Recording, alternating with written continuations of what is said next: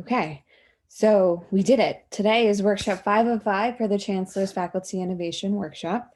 And today's title of the workshop is Pathways to Impact. So we are going to walk you through next steps to make sure that you all have all the support you want and need moving forward with your individual projects. And so again, the 3 big objectives for this workshop series was for faculty to learn more about the design thinking mindsets, processes, and tools, for you all to start applying design thinking mindsets, processes, and tools to your specific challenge or problem of interest, and then to start to connect you with other faculty across campus and other innovation entrepreneurship experts in our ecosystem here at Carolina. And so we've gone through 4 out of the 5 workshops. We started with framing your design challenge, moving into inspiration, ideation, and implementation. And today we are ending with pathways to impact. And so for our agenda today, we're going to start with our warm-up, build a superhero, recap design thinking very quickly. I'm going to show you the roadmap form that we're expecting that you all fill out between now and next Monday, and then give you some time to start filling out that roadmap form that our Innovate Carolina team will use to best connect you with resources and people, and then discuss some final next steps. Housekeeping, again, PDF versions of these slides will be sent out. If you have questions, continue to either type them or ask them, and then we encourage you to turn your camera on. And it looks like we have everybody here for Build a Superhero. So, congrats. You're in charge of creating a new children's superhero for an upcoming PBS show. The superhero needs to be based on your solution, product, experience, intervention. So, what's your superhero's name? What are your superhero's special skills or talents? Where do they spend their time? And why do they do what they do? You don't have to answer all those questions, but those are just some food for thought. And so I'm going to put 5 minutes on the timer and ask that you spend those 5 minutes individually designing your superhero, again, for children, that represents the essence of your solution. And then as a large group, we're going to come back and hear a little bit more about the superheroes you've dreamed up. And so before we individually work, do folks have questions about those instructions?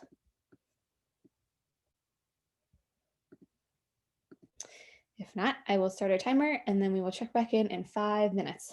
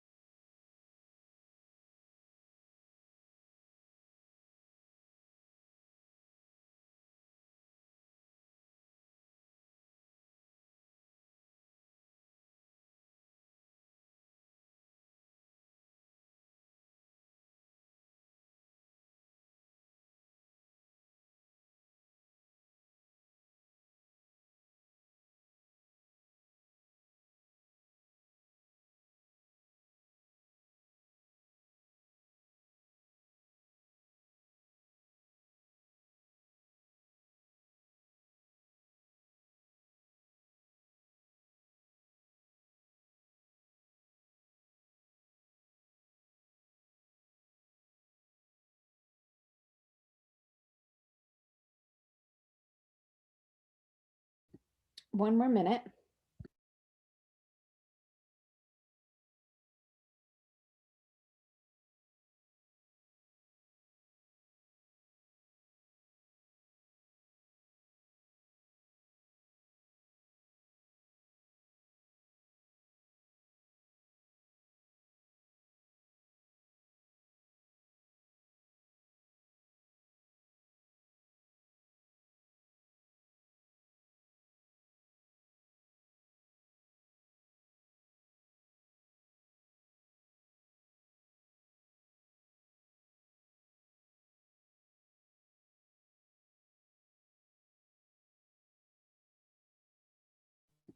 Fifteen seconds.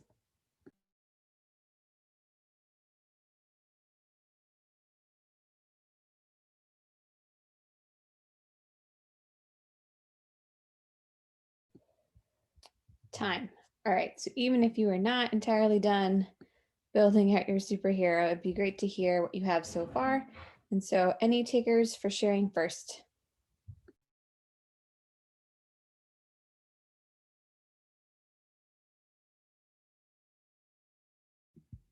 I'll go first. Thanks, Will. No worries. So superhero's name is called Captain Clean Air. He has the ability to find the bad air and the source. He scours the airways to find pollutants and their sources and bring them to justice. He's a fighter for children because we know that children spend more time outdoors than anyone else, and they're also the most susceptible to air pollution damage. So how's that? I'd watch it. Yeah. Thanks for sharing. Who's up next?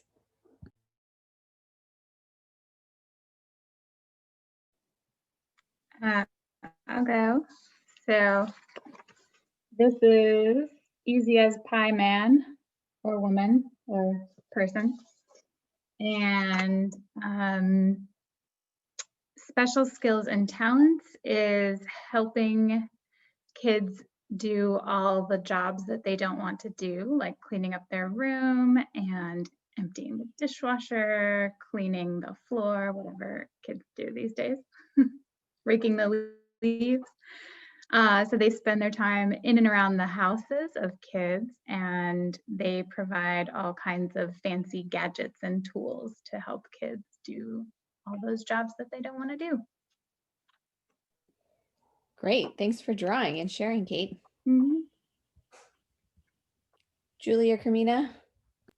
I guess I can go. So I don't have a name for my superhero, but it's a super stretcher and can inflate like a balloon. So it bounces around the superhero and is whenever children get hurt, it can actually heal it by serving as a band-aid. And so since it's super stretchable, the kids won't be impeded in their movement and can freely move around. Thank you. And then Carmina? So my superhero, at first I was thinking something around peer, but I ended up with AYANA, which stands for Adolescent and Young Adult Needs Assessment. And so I was thinking less of a general children's superhero, but more for adolescents and young adults with cancer. And this particular AYANA has a sixth sense about her. She can tell if children are feeling distress or anxiety, or they just have some issues that they're dealing with. And so from that, she can identify a specific solution for them, pull up a, like kind of a conversational agent or a video game or some sort of support that's going to help them get through that. And so she spends her time flying around to different cancer hospitals and in cancer rooms and infusion rooms and helping bring kids smiles, cheer, hope, and joy. Thank you. Thank you all for taking 5 minutes to create those superheroes and to remind each of us about the types of work and then the populations with whom each of you are working with. And so for the quick recap of design thinking, at this point you all have seen it, but we're hoping that you all could give this spiel at some point in your futures. But design thinking is a human-centered approach to problem solving and innovation. It's multiple things, including a set of mindsets, a repeatable methodology and a process, and a set of tools and discrete activities and methods. And so we like design thinking because it really does force us to think through these three buckets. So desirability, the human element, feasibility with regards to real world constraints, and then viability and sustainability. There are many mindsets that we try to cultivate through programming at Innovate Carolina and through workshops like these.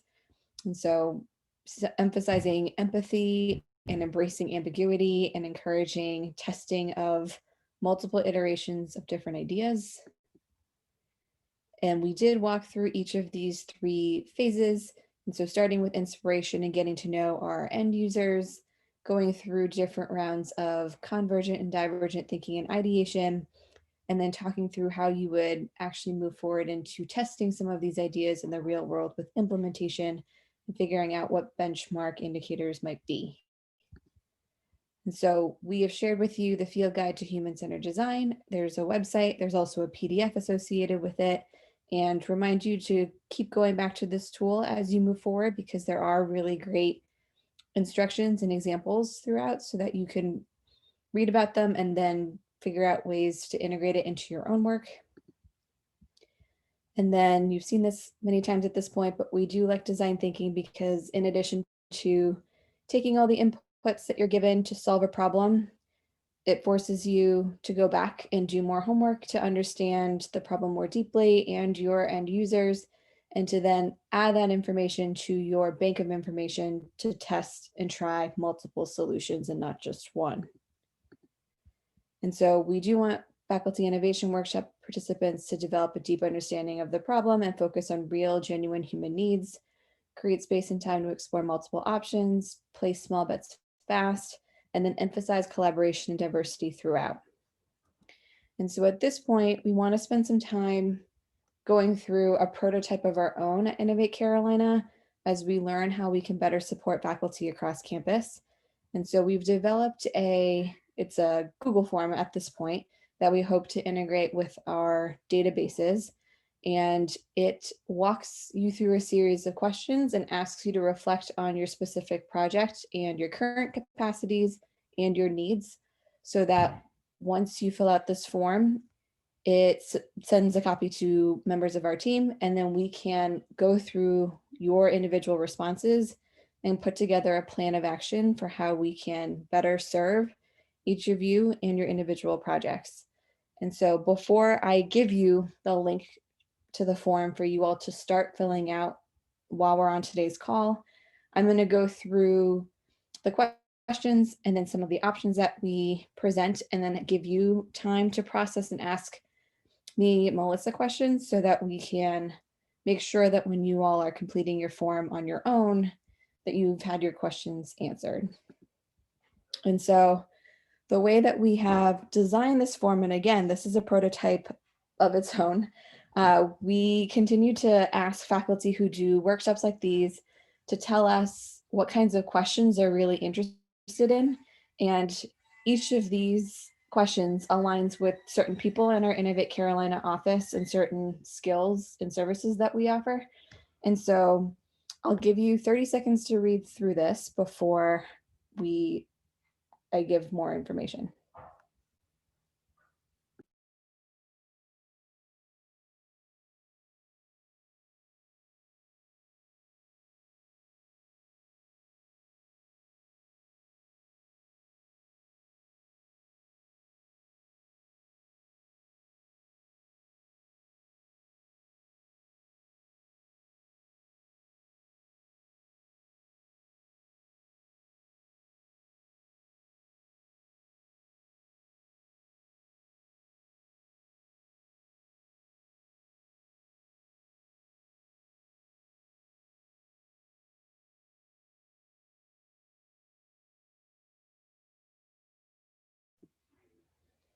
And as you can see, we have this other box at the bottom. And so if there are other questions that you would like to have answered by a member of our Innovate Carolina team, we encourage you to put one or more questions there so that we know what you're thinking of and connect you with people and resources.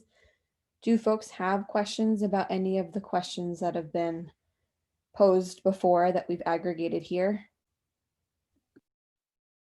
I mean, if prototyping building is a subject matter, is that under question 3, like if you need someone who help build prototypes, is that a subject matter question, or is that, and I'm unsure what prototyping, do I need a physical object prototype? Is that the question, like, do I need a physical object, or I have a physical object that I need help building? Those are my 2 questions. Yeah, in the past, I think that we've had a lot of people who have had an idea, but have not gotten to the point yet where they know how to prototype and whether they could prototype in theory with creating sketches on a computer versus needing to actually build something. And so I've asked our team for expertise about whether they need to actually build something physical or when they would need to build something physical.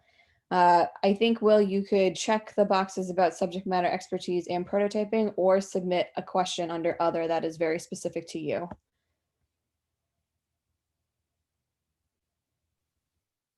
Other questions One about, question. Oh. yeah, Kamina. One question I had is just kind of, is there, I know it's not linear, but like the sequencing of this, like how do you know at what point you should be asking these questions? You know, like if you have enough to be relevant to ask, you know, the question about social impact, for instance. So is there any guidance on, you know, at what point in your timeline you might want to be asking these questions? It's a great question. And so these are not presented in any order. And I think that that was intentional because different folks have different preferences for when they want to think about those things. And Melissa, feel free to chime in here. I think that social impact is one that I would encourage folks think about from the beginning, as opposed to waiting until the end to figure out what social impact you're heading towards and how you might track it, because it'd be great if you could figure out at least loosely what you were going for and then build that into iterative testing along the way. And so that's a great question, and we were intentional about not ordering it here, but I could see why that is difficult for folks like myself who like order. Melissa, do you have anything to add? Yeah, I think that's a really good question. The challenge is the entrepreneurial process is never linear. And a lot of, you know, we as faculty, I think methodology and process are really important. And so when we get to entrepreneurship, sometimes things we're looking for more of a linear plan. I mean, prototyping certainly comes earlier in the process than, say, having a minimal viable product that you're selling to customers. That would be a little bit later in the process. But I agree with Liz. We've debated at this as a team: as do we give a process with a kind of a set of milestones along the way to help guide, or do we more have sort of a list of items that in some cases you could come back and forth to, right? So, you know, sometimes with your ideas, your concepts, you may get far along and then realize you have to actually circle back and maybe redo some of the design work that you were learning through this workshop before proceeding again. So Liz, I think the only thing I see here missing on our list is around a business model, which would be a little bit of a later stage support. Maybe we need to add that question in. And I will say, I do agree, the social impact piece, that is something that should be done, you know, thought about at the very beginning. You know, what's the purpose of the work that you're doing, and you know, what need are we meeting, and how are we going to know if we're making a difference, right? If we're having a net positive impact from this work, I think is something we encourage all of our faculty and student innovators to think early on. Yeah, and again, this is an iterative process in designing Absolutely. this current prototype right now. And so in addition to business models and then thinking about ordering, are there other questions that folks don't see here that they are planning on entering into the other option?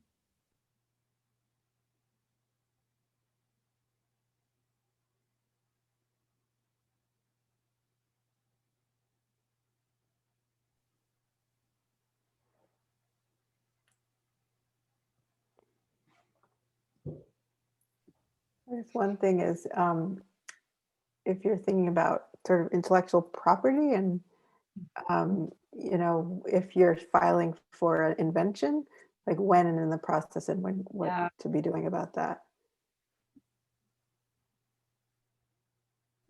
Yep, I will add that to the list.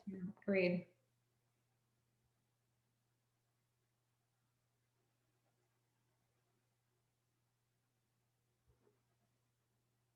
And the answer to that question is early in the process as well.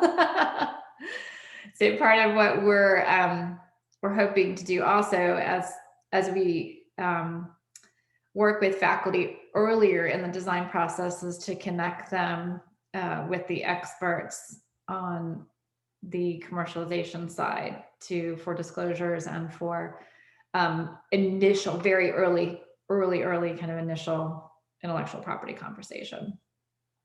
Again, that way so you can kind of get ahead of those things early on. Yeah. Yeah. I know that some of you have started to have IP conversations, so that is good to know, and we recommend those. The next set of questions asks you to identify capacities you think that your current team has already. And so scientific technical knowledge, expertise to evaluate different things, social innovation knowledge, connections to explore funding, access to sources to identify grant and foundation funding, prototyping skills and equipment, funding for time, staff, prototyping. And then again, we have this section for other. And so happy to hear if there are other things that you would like to see on this list that is currently not listed. Just a question around when we think about our team, do you sort of broadly mean that as like we have access to or we know who to include for this? Like that might include external people, or do you mean like specifically a UNC team? Does that make sense? Yeah, I think that when we define team, we're talking about the team for this particular project. And so it might be different. Like Kate, for you, I know you have a large team at Bat Lab. And so, but it might not be everybody at Bat Lab who's going to work on this particular project. So for whomever you're conceptualizing that's working on this specific project, inside or outside of UNC, what capacities do they have? Gotcha.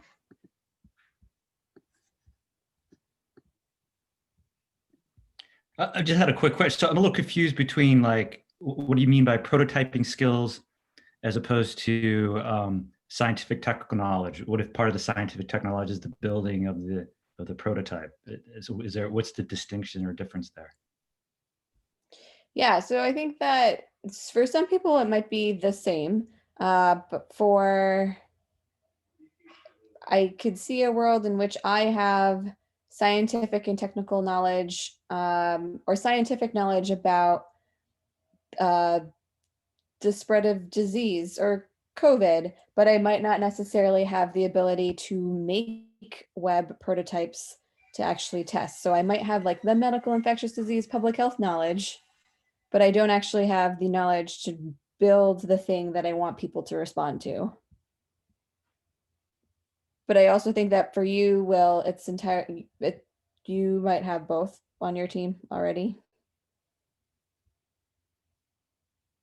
It's just intertwined. That's why I didn't know if prototyping meant something different than building a prototype or something. You know what I mean? Like, but I think I understand what you mean. So it's fine. Yeah, and I think that also prototyping skills, like there are people who can build the actual things, but then there's prototyping skills like, is that person who's building the thing also going to be the one who's running these iterative experiments with end users? And so you might have somebody who has scientific technical knowledge who's capable of building the actual thing, but they might not have all of the prototyping skills for being able to recruit users, to gather data in a matter of days and weeks, to then process those data and synthesize it into next steps for your team. And so helpful that those things aren't currently clear, and I understand that from reading this. And so we can rethink how to update that for the next round. And since we're at it, so I'm just confused as to, you have connections to explore funding options and access to sources to identify grant and foundation funding. And then you also have funding for time, staff, and product. So it seems like there's 3 things that are about funding.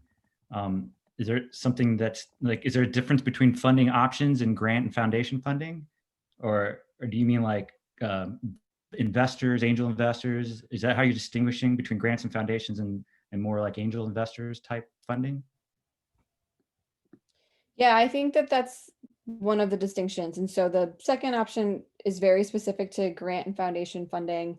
And so likely submitting applications of some sort versus connections to explore funding options more broadly, I think is including, like you were saying, series funding, things that you might not be applying for. And so I'm not sure with, I'm trying to think of like pharmaceuticals. But yeah, I think that there's the second option with access to sources to identify grant and foundation funding, which to me reads you're applying for something. Others might be angel investors or individual donors or anything else. And then the last funding one is like, currently, do you already have funding for time, staff, and prototyping for this project? Yeah, so maybe adding a word, having, or do you currently have funding for it? Yeah, it might be a little clearer on that one. And then instead of exploring funding options, maybe exploring funding options that outside traditional SBIR, foundation, and grant funding. That would be useful, I think, because that you have to teach people how to pitch and do VCs and all that stuff, which is different than grant foundation stuff. Anyway, I just comment. Sorry. No, this is helpful. Again, this is the second time we've used this form, and so very useful feedback.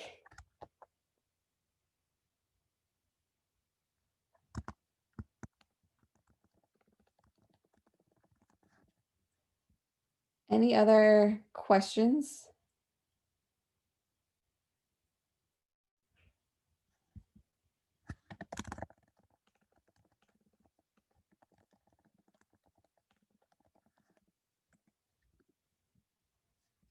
Okay, so then it's a similar list, same list for capacities my current team needs. And so in theory, if you didn't check it on the first one, you might consider checking it for the second one, unless it's something that really doesn't apply to you. And then in terms of services that might benefit your team, to further support your team, please identify which of these areas Innovate Carolina might follow up with on potential next steps.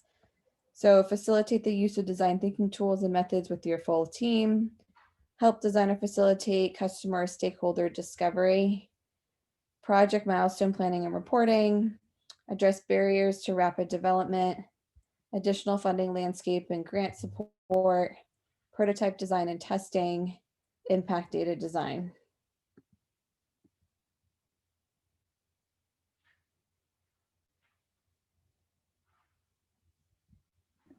So what do you guys do for project milestone planning and reporting?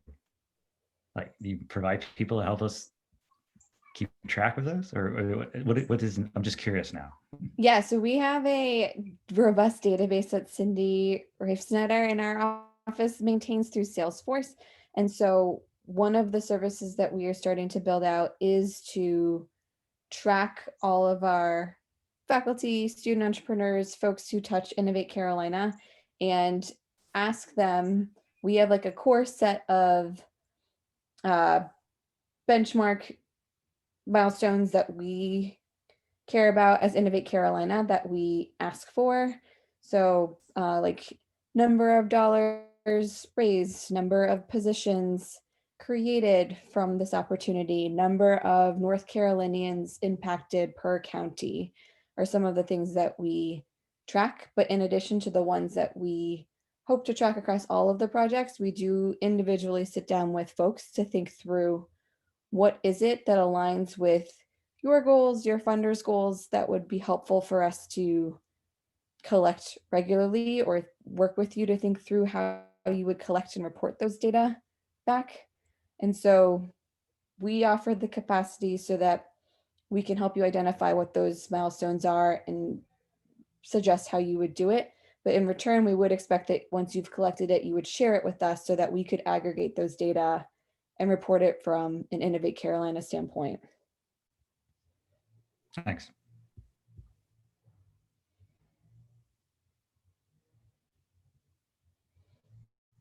Any other questions or additional support not listed here that you might like to see in a future version? Are you going to define later what an impact data design is, or is that something we're discussing as part of this lesson today? I don't know what that is. Yeah, it's a great question. And so as we talked about last time when we were talking about like benchmark data, we were really looking at that level that would tip you into concern. And so what's like the baseline goal that you know you would be on the right track. And so impact data, on the other hand, is that aspirational goal. And so, but how many lives are you positively impacting? How many patients are using your device? How many field sites are you able to launch, Will, with your new intervention? Like how much how much like how can you improve the air quality, or like how do you quantify that? Similarly, Carmina, like the number of youth and young adults who are cancer survivors who report better mental health, social support outcomes through using your tool.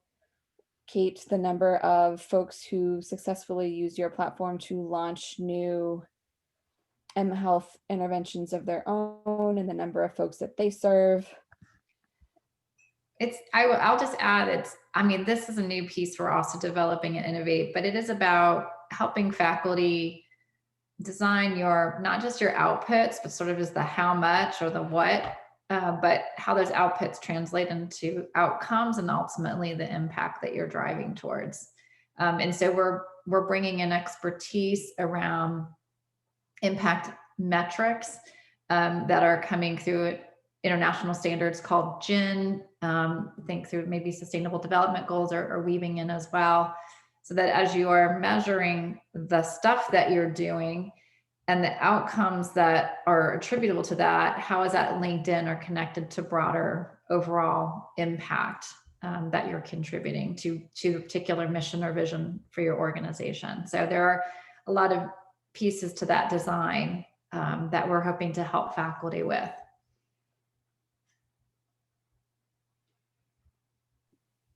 Thanks, that's helpful. Yeah, and part of the impact design also is not just like years from now, like Melissa just said, some of the nearer term outputs and outcomes. And so many of us, when we submit grants, we do envision and have to give our like big goal. But what are the things in the order of weeks and months that we can track and still report impact that are trending in the right direction, which still is really important to capture and share in the meantime, because we might need to have to wait for the 3 to 5 years for some of the other loftier things, just because of the way our products and services work. Okay. And then at this point, we're going to pause and then ask you all to spend probably the next 10 minutes individually starting to fill this out. And again, if you have questions as you're doing it on your own, now would be the time for you to ask Melissa, myself, and Emily questions. And we just took notes about all the things that you've just recommended. And so we won't be able to do it right now in time for you all to finish and to complete the form, but we'll definitely do it in the coming weeks so that the next time we do it, it will reflect all of the things that you all have suggested. And so are there any questions before I copy and paste the link into the chat?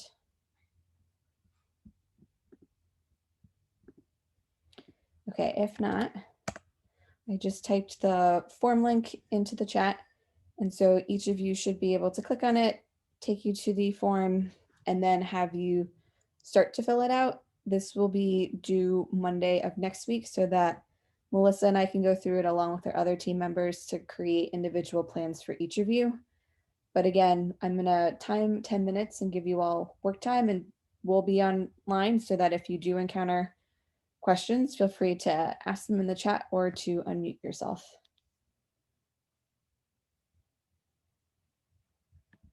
We'll start the timer now.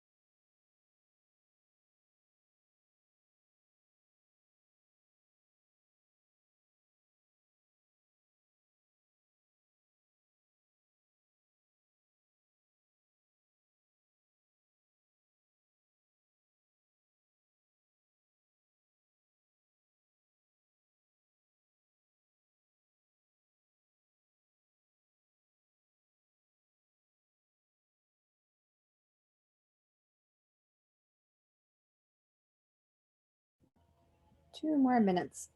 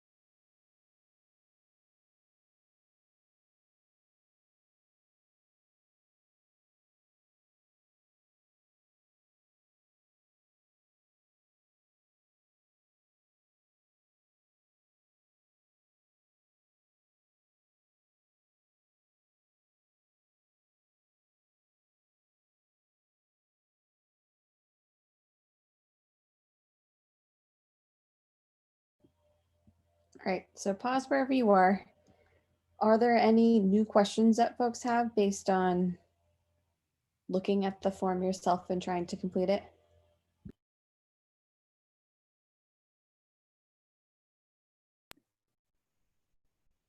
No. Okay. And so again, I'm gonna put up next steps. Today was really focused on making sure that you all saw the roadmap form and knew how to complete it so that by Monday of next week, you fill out your roadmap form and submit it if you haven't already. You will receive later today or tomorrow a survey link on the workshop series that'll take you probably 2 to 3 minutes to complete. So we ask that you do that so that we can continue to strengthen this workshop series for future cohorts. And then I've met each of you for office hours at least once already, but continue to offer office hours for the next couple of weeks. And so if you would like to talk further about your individual project, please feel free to sign up for times. And then after Monday, we will, Melissa and I, in addition to our teammates, will review your individual forms and then be in touch with connections for who we think would be best for you all to meet with next in order to further your projects and to continue meeting with us. And so be on the lookout for that. And with that, we want to thank you for your engagement over the past 5 weeks and doing both the synchronous and asynchronous activities with us. And yeah, hope that you all have a great rest of your fall semesters and keep us posted as you continue your work about how we can further support you. Thank you, Liz. Thank you, Liz. Thank you so Melissa. much, Liz. Thank you Really all. enjoyed it. I appreciate Right. everything you've done, Liz. This was really helpful. Thank you. Glad to hear it. We will be back in touch soon. And so hope that you all enjoy the weather and have a great rest of your week. All right, you too. Thank Good luck. you. Bye. Bye. Thanks. Bye, y'all. Bye.